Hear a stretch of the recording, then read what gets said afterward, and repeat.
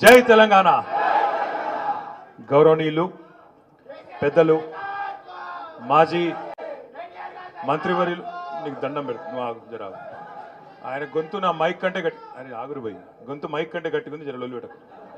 మాజీ మంత్రివర్యులు మహేశ్వరం శాసనసభ్యురాలు, ఇప్పటిదాకా మీ అందరికీ భరోసానిస్తూ బలాన్నిస్తూ నేనున్నా మీకోసం, ఇందిరారెడ్డి గారి మీద ఎంత ప్రేమైతే ఆల్విన్ కాలనీలో ఉండేదో, రేపటి రోజున మీకు ఆల్విన్ కాలనీ కాదు శేర్లింగంపల్లిలో ఎక్కడ కష్టం వచ్చినా నేనున్నా అని చెప్పి ధైర్యం ఇచ్చిన మా అక్క శ్రీమతి సబితా ఇందిరారెడ్డి గారు అదేవిధంగా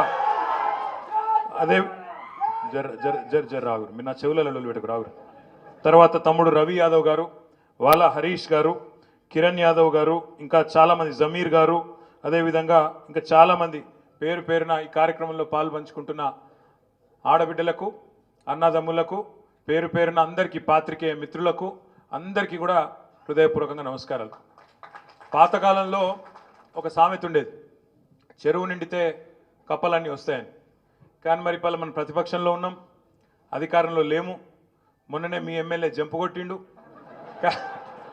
కానీ మరి ఈరోజు 150 మందితో మీటింగ్ అని పెట్టుకుంటే ఇక్కడనేమో మరి ఇంతమంది, దాదాపు 1000 మంది ఇక్కడికి వచ్చినారంటే నిజంగా శేర్లింగంపల్లి ఉద్యమ స్ఫూర్తికి పేరు పేరున, అంటే మీలో ఎంత పోరాట స్ఫూర్తి ఉన్నదో, అక్క చెప్పినట్టు ఇక్కడి నుంచి అక్కడ దాకా ఒకే రకమైన కసి, ఒకే రకమైన కమిట్మెంట్తో మీరున్నారనే మాట నేను ఈ సందర్భంగా గుర్తు చేస్తూ, ఆగరా చెప్పడే కూర్చో, పక్కకి వెళ్ళిందిరా అయ్యా, అరే నేను ఇంకా కోపరి పేజర్ ఇంకొక. మా తమ్ముడు ఎందుకు ఆవేశపడుతుందంటే, జల్దీ చాలా తొందరలో తప్పకుండా శేర్లింగంపల్లిలో ఉప ఎన్నిక వస్తుంది. బరాబర్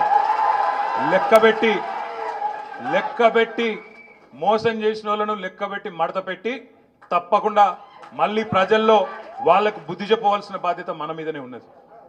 ఏం అన్యాయం చేసింది పార్టీ? ఏం అన్యాయం జరిగింది నీకు?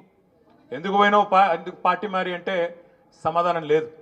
ఇంకా గమ్మత్తు, నాకు ఆశ్చర్యం అనిపించింది మొన్న, కూర్చోరా అయ్యా, లేటుగా వచ్చుడు ఎందుకు డిస్టర్బ్ చేసిన, కూర్చో. అయితే నాకు గమ్మత్ ఎక్కడ అనిపించింది